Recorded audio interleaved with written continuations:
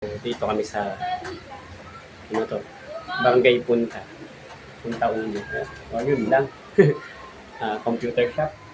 Kami yan si Brother Will. Yung isa, nagawa na namin. Sira yung mga USB port.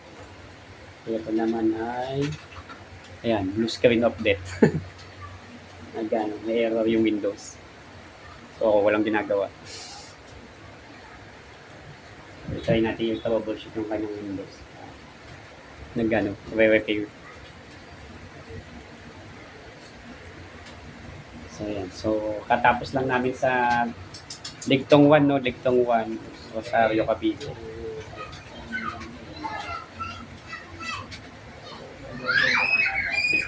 So, yun. Tapos nito, naik na kami.